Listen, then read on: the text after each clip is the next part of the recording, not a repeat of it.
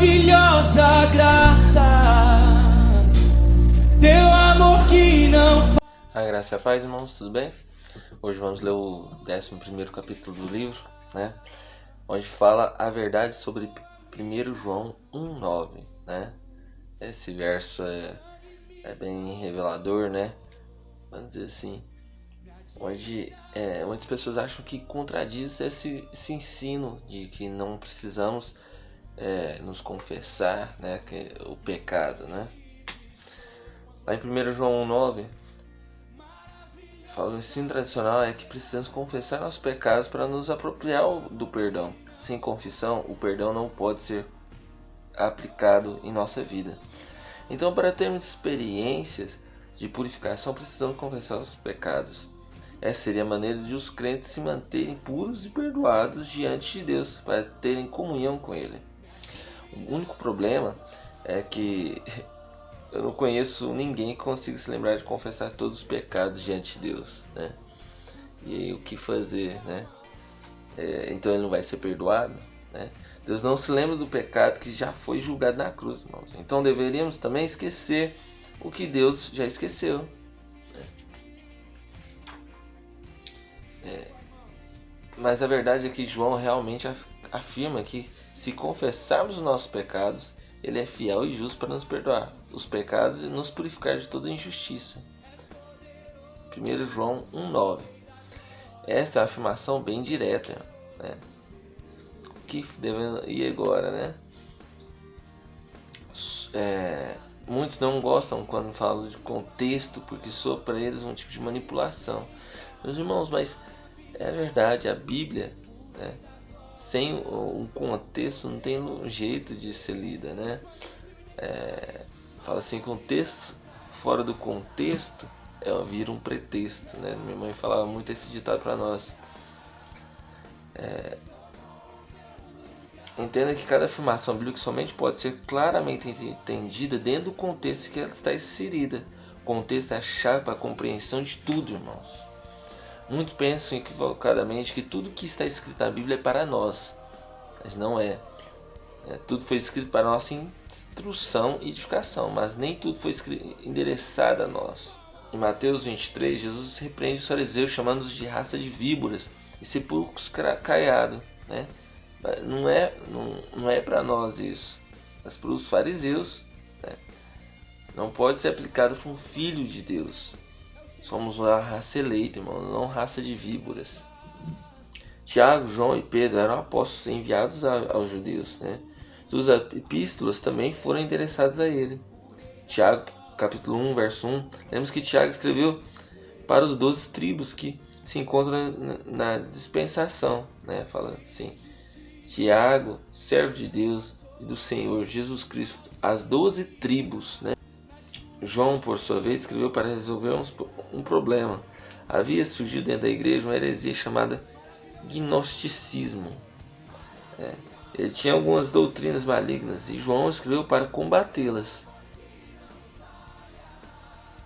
Eles ensinavam que a matéria é completamente desprezível e nunca se rebaixaria tanto, tornando-se carne.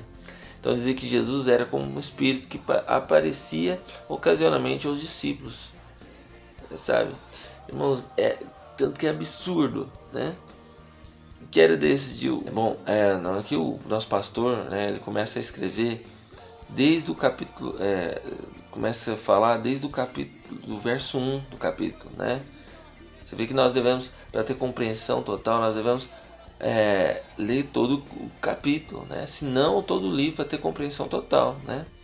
Lá em 1 João capítulo 1, verso 1, fala assim: que era desde o princípio, o que temos ouvido, o que temos visto com nossos próprios olhos, o que contemplamos as nossas mãos com apalparam, com respeito ao verbo da vida, né? O verbo da vida é Jesus, né?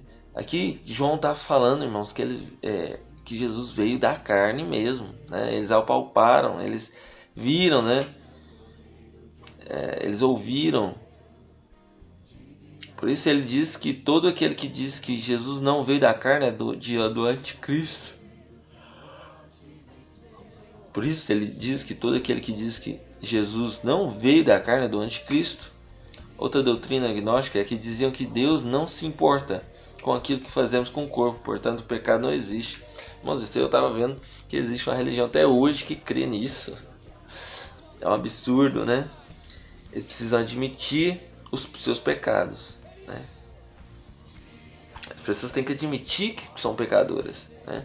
Então tem que admitir que o que eles fazem é errado, né? O que as pessoas que pecam, né?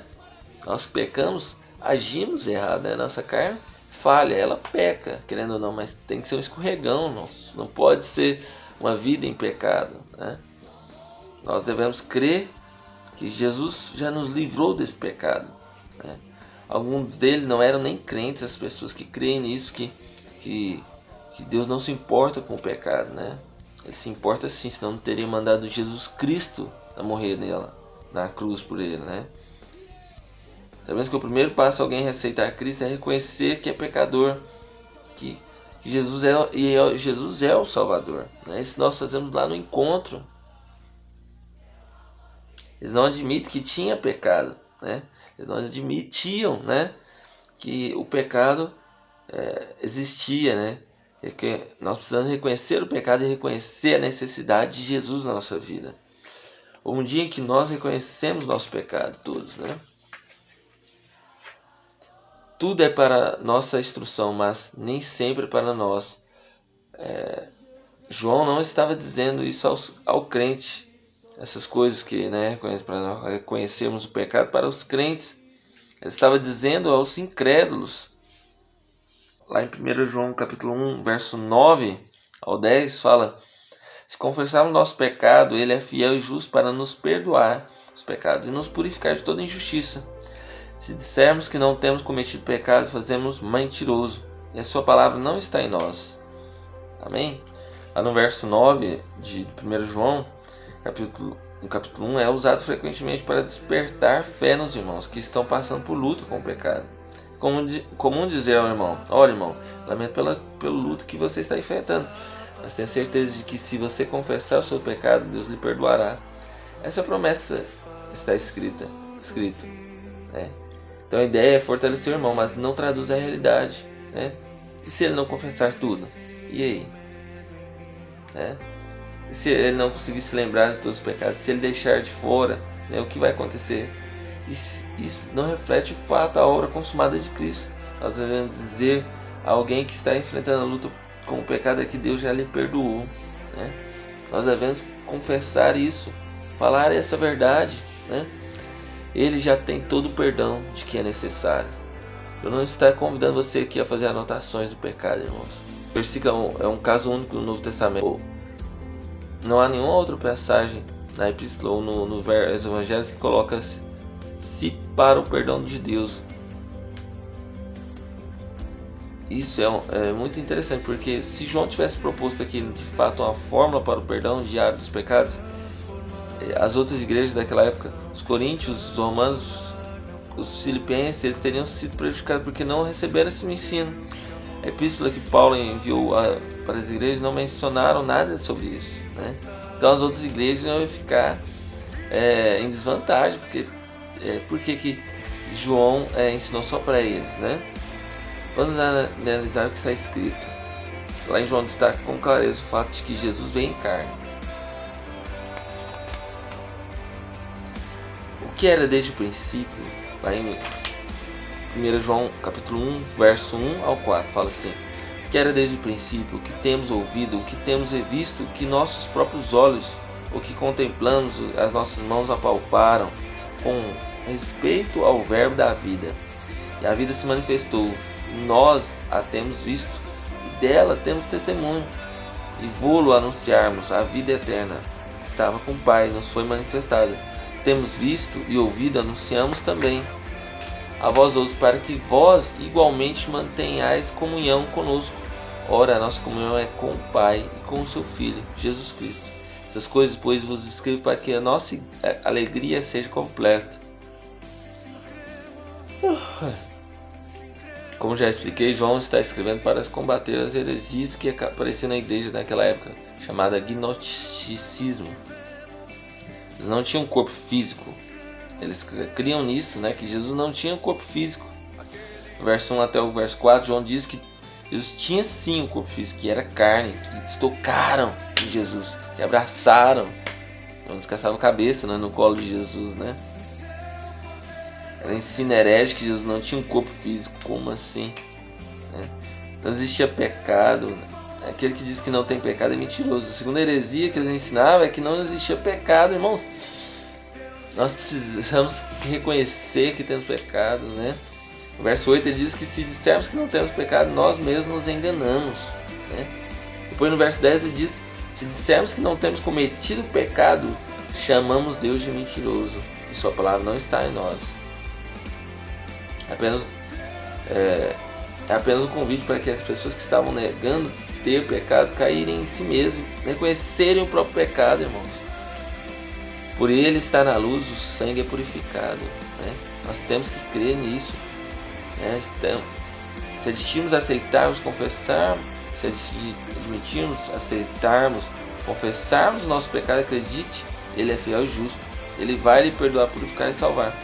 Então esse é o versículo evangélico.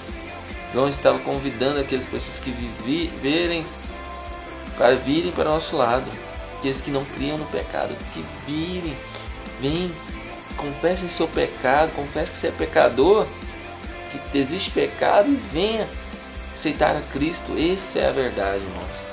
Amém? Esse é o verdadeiro significado de João capítulo 1, verso 9, né? Porque estamos colocando condições para o perdão de Deus para o crente, irmão. Seja já está perdoado, já está consumado. Jesus já falou isso na cruz, sabe? Amém? Nós temos que crer nisso. Ficou um pouquinho extenso esse vídeo, irmão, mas é porque, para deixar bem claro, creia nessa verdade, amém? Ore, né? Leia a Bíblia, medite na palavra, tenha comunhão com os irmãos, amém? Dê joinha, comentem, sabe? Sigam o nosso canal, sabe? Comentem para nós, falem conosco, porque aí eu vou saber que é vocês que estão vendo o vídeo, né? No YouTube não tem como nós vermos quem é, só ver o número, né? Eu não quero ver o número, quero conhecer cada um que está compartilhando esses ensinamentos comigo, que está vendo esses vídeos, amém? Tenha um dia abençoado, cheio da presença de Deus.